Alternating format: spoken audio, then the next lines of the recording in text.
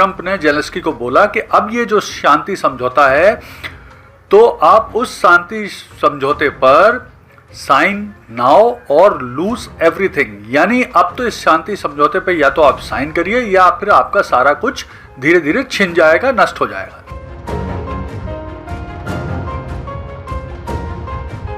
Trump चाहते हैं कि अब लगभग 4 साल हो चुका है इस युद्ध को, तो अब ये युद्ध ख़त्म हो।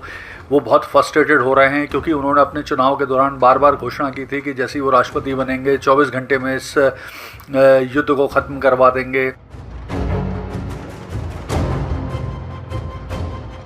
पुतिन का रुख है वो बहुत ही स्पष्ट है कि वो युद्ध के लिए तैयार हैं, चाहे युद्ध कितना भी लंबा चले। उनका कहना है कि उन्होंने जो यूक्रेन को लेकर लक्ष्य निर्धारित किए हैं वो उसे पूरा करके ही रहेंगे, चाहे कितने भी लंबे समय तक ये युद्ध चलता रहे।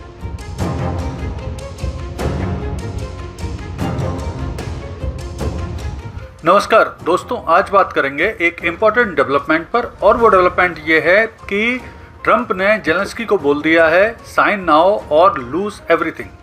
तो आइए इस पूरे घटनाक्रम की जानकारी प्राप्त करते हैं और जानने की कोशिश करते हैं कि आखिर ट्रंप ने जेलेंस्की को ऐसा क्यों बोला, कहां बोला और इसका क्या परिणाम हो सकता है।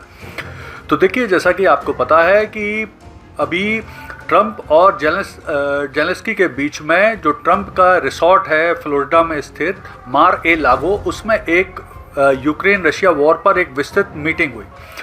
मीटिंग के बाद फिर ट्रंप ने जेलेंस्की को बोला कि अब ये जो शांति समझौता है तो आप उस शांति समझौते पर साइन नाउ और लूज एवरीथिंग, यानी अब तो इस शांति समझौते पे या तो आप साइन करिए या फिर आपका सारा कुछ धीरे धीरे छिन जाएगा, नष्ट हो जाएगा।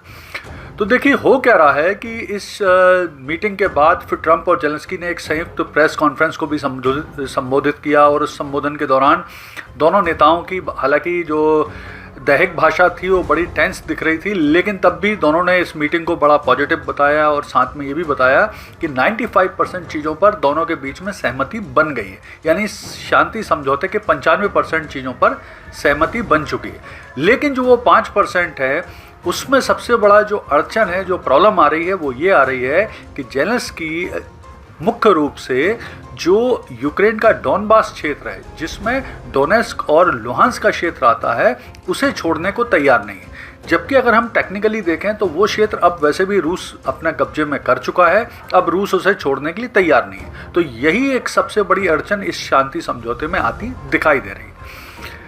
और यहाँ पर यह ध्यान रखना आवश्यक है कि इस मीटिंग के पहले ट्रंप ने पुतिन के साथ बातचीत भी की थी। तो अब देखिए, ट्रंप का रुख बहुत क्लियर है।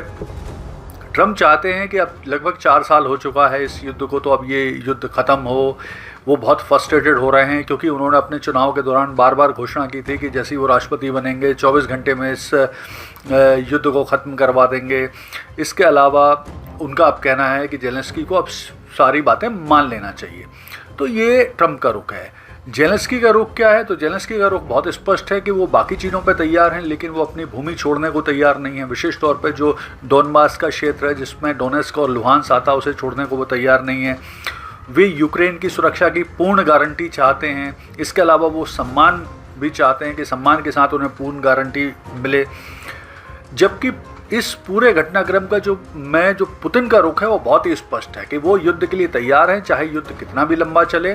उनका कहना है कि उन्होंने जो यूक्रेन को लेकर लक्ष्य निर्धारित किए हैं वो उसे पूरा करके ही रहेंगे, चाहे कितने भी लंबे समय तक ये युद्ध चलता रहे। दूसरा, वे ऑलरेडी यूक्रेन का बहुत सारा क्षेत्र, जिसमें डॉनबास है, डोनेस्क है, लुहांस्क है, जापोरिजिया है, तो बहुत सारे क्षेत्र पे ऑलरेडी वो कब्जा कर चुके हैं और धीरे धीरे कब्जा करते जा रहे हैं। अब परेशानी ये है, देखिए कल वो ऑलरेडी पुतिन सैनिक वेशभूषा में लोगों के सामने आए, उन्होंने लोगों को संबोधित किया।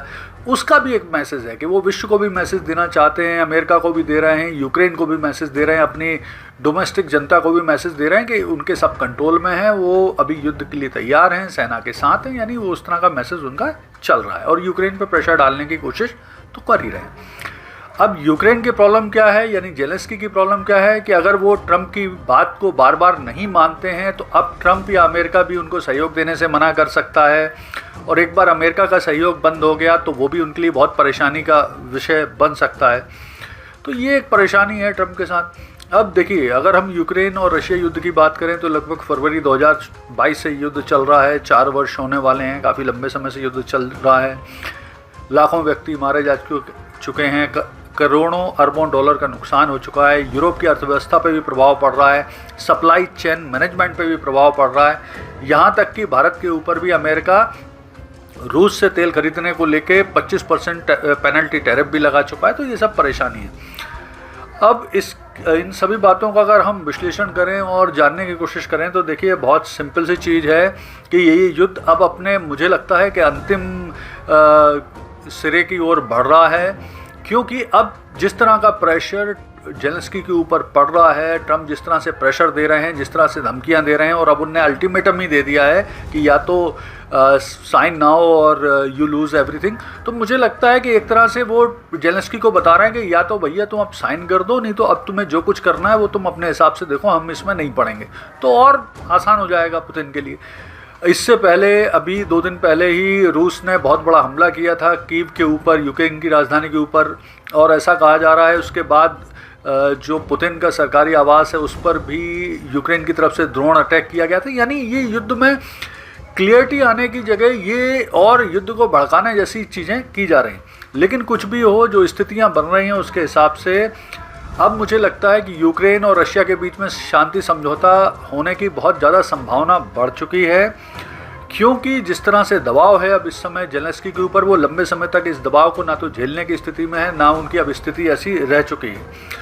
तो कुल मिला के अब बहुत जल्दी जेलेंस्की को अंतिम निर्णय लेना ही होगा, और जो इस युद्ध समाप्ति के लिए कारगर साबित हो सकता है। धन्यवाद।